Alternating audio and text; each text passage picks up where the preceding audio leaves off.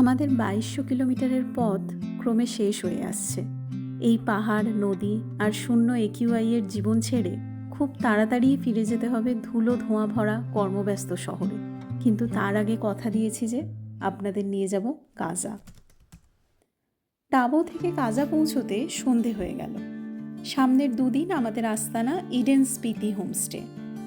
প্রকৃত অর্থে হোমস্টে বলতে যা বোঝায় একেবারে তাই। স্বামী, স্ত্রী এবং বয়স্ক মা মিলে এই হোমস্টে চালান। একটি ঘরে ৫-৬ জনের থাকার ব্যবস্থা। ঘর গরম রাখার জন্য আছে একটি বুখারি। সকালের জলখাবার এবং রাতের খাবার ওরাই বানিয়ে দেন। বিশেষ কোনো চাহিদা থাকলে ওদের আগে থেকে জানিয়ে দিলে ব্যবস্থা করে রাখেন। আমরা নিজেরা কাজার মার্কেট থেকে একদিন খাসির মাংস নিয়ে এসেছিলাম। দিদা এত অনবদ্য বানিয়েছিলেন, সেই স্বাদ আজও মুখে লেগে আছে। হোমস্টেতে ব্যাগপত্র রেখে বেরিয়ে পড়লাম।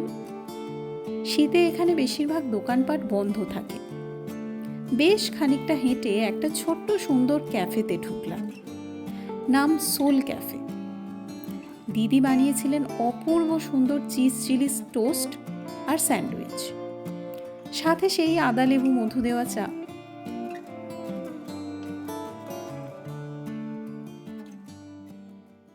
আজ দিন শুরু হলো বেশ তাড়াতাড়ি। আমাদের যেহেতু আগামীকাল ফেরার কথা, কাজার সমস্ত সাইট সিইং আমরা আজকেই করব। সেই মতো ব্রেকফাস্ট করে বেরিয়ে পড়লাম ৮টা নাগাদ।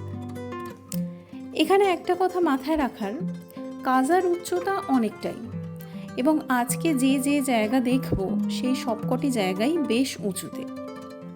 স্পিতির ট্রি লাইন এমনিতেই কম, তাই অক্সিজেনের অভাব এখানে আছেই।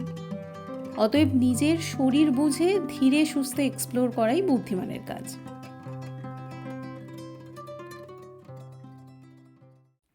কাজা থেকে দুটো সার্কিট আছে।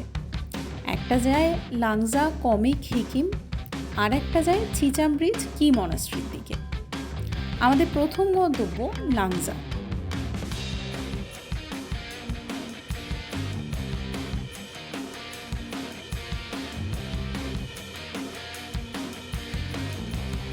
কাজা থেকে পাহাড়ের পাকদণ্ডি বেয়ে উঠতে উঠতে মনে হয় পৃথিবীর সবচেয়ে ওপরে চলে এসেছি।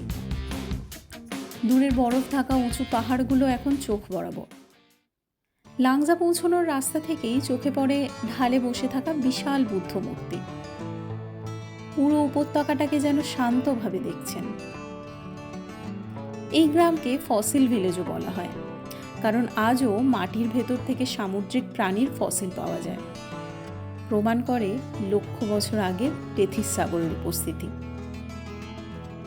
গ্রামের পেছনে মাথা তুলে দাঁড়িয়ে আছে চাউ চাউ কাং নিলদা পর্বত, যাকে প্রিন্সেস মাউন্টেনও বলা হয়। লাংজা থেকে বেরিয়ে গেলাম কমিক গ্রামে। হ্যাঁ, স্টার্ট। হ্যালো গাইস, আমরা এসে গেছি আজ কমিকে। এটা ওয়ার্ল্ডের highest village, motor level building. Highest construction village. ঠিক আছে, ওটা আমরা পরে বলে দেবো। এখানে সব রেস্টুরেন্ট, সব ক্যাফের উপর ওয়ার্ল্ড হাইস্ট লেখা আছে। এখানে যাওয়া কোনটা হাইয়েস্ট আমরা জানি না, কোনটা জানি না, এখানকার লোকের সেটাই হচ্ছে ফ্লেক্স, যে সবার থেকে উঁচুতে গিয়ে একটা ক্যাফে মানি। World highest.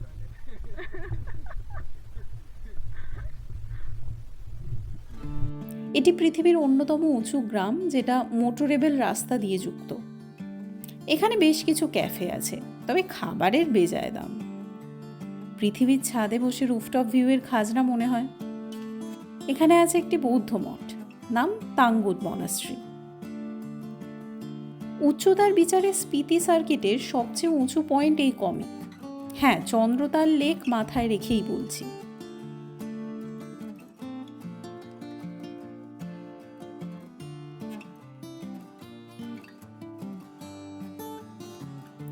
এবার আমরা যাব হিকিম।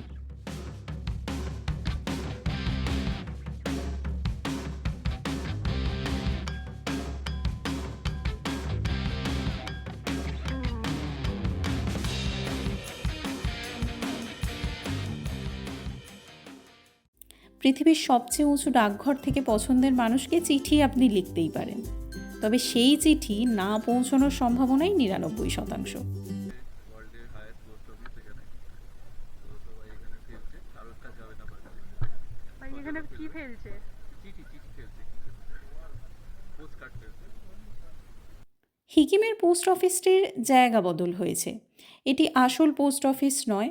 আগেরবার যখন এসেছিলাম তখন পাহাড়ের গা দিয়ে নেমে সেই পোস্ট অফিসে যেতে হতো। এটি পর্যটকদের সুবিধার্থে করা একটি ইনস্টলেশন।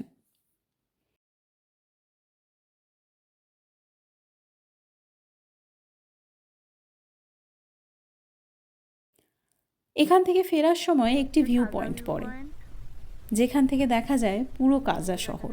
একটা বরফের পাহাড়, আর নিচে ওইখানে হচ্ছে আমাদের হোটেল।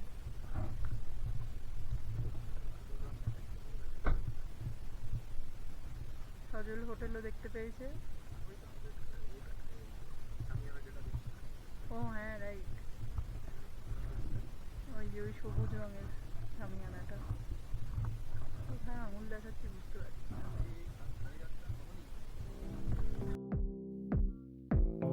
লাংজা কমিক হিকিম ঘুরে পাহাড় থেকে নেমে এসে অন্য একটি রাস্তা ধরব, ছিচাম ব্রিজ যাওয়ার জন্য।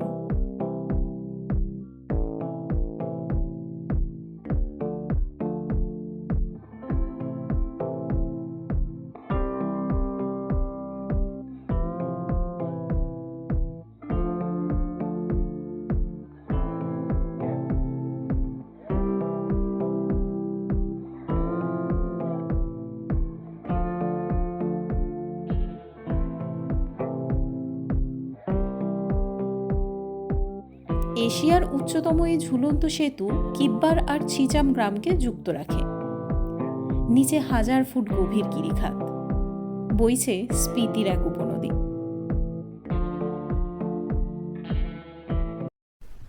আমরা এসে গেছি চিটাম ব্রিজ, পৃথিবীর সব থেকে উঁচু ব্রিজ।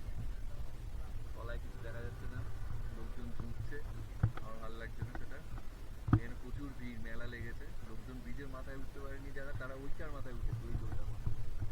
ওখানে উঠে কি দেখছে আমরা কিন্তু কেউ জানি না। এখানেই মধ্যাহ্নভোজ সারলাম। ব্রিজ থেকে পেরিয়ে বাম দিকে এই দোকান, রান্না ভারী সুস্বাদু। প্রচুর এগো দেবো, ভালো রান্না বান্না, ভালো রেকমেন্ডেড।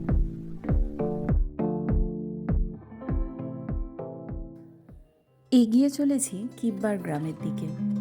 এখানে কি মনাস্ট্রি।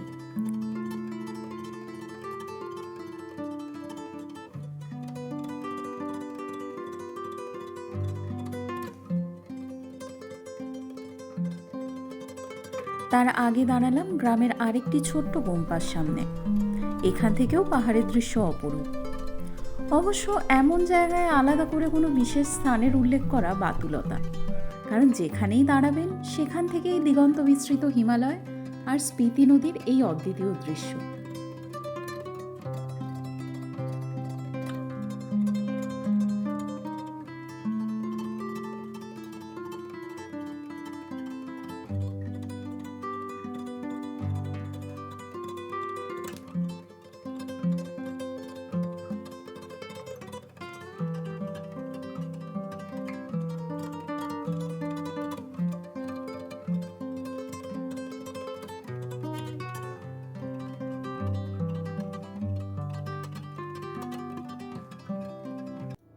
কি মনাস্ট্রি যাওয়ার রাস্তা ভীষণ সুন্দর।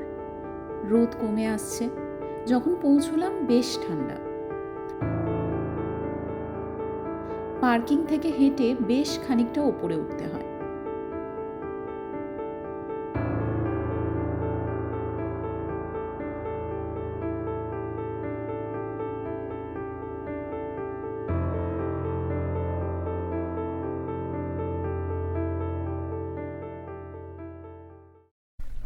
সেটা অ্যাকচুয়ালি তৈরি হয়েছিল 1100 খ্রিস্টাব্দের কাছাকাছি, পাশে কোনো একটা গ্রামে। তারপর সময়ের সাথে সাথে এইটায় প্রচুর বিদেশি শক্তি, প্লাস হচ্ছে সিভিল ওয়ারের কারণে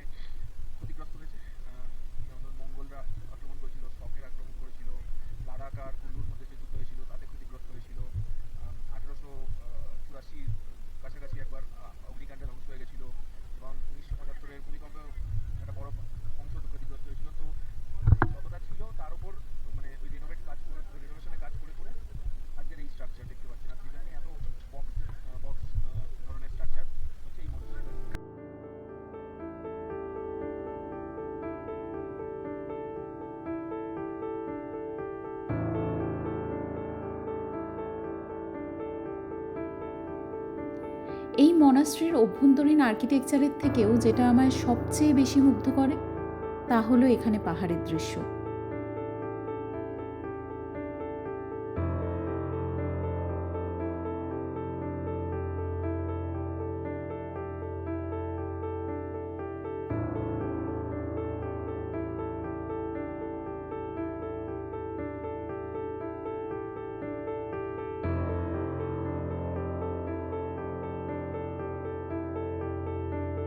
হঠাৎ করেই যেন চোখের সামনে পুরো স্পিতি উপত্যকা খুলে গেছে। নদীর রেখাগুলি ছড়িয়ে আছে জালের মতো। পাহাড়ের ওপর দাঁড়িয়ে থাকা কি মনাস্ট্রি এক অদ্ভুত মৌনতায় এই সব কিছুর সাক্ষী হয়ে থাকছে।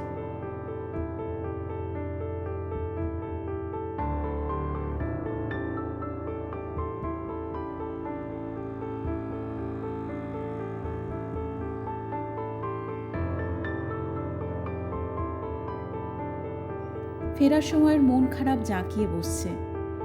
আরও দূরাত্মের বাকি যদিও, কিন্তু স্পিতির পালা এখানেই সাঙ্গ। এই রুক্ষ বিশাল পর্বত পিছনে রেখে ফেরার পথ ধরবো আগামীকাল। বাড়ির উড়ান নেওয়ার আগে 2টি রাত্রিবাস বাকি আছে, সে গল্পও ভাগ করে নেব বই কি। আজ তাহলে এই পর্যন্তই।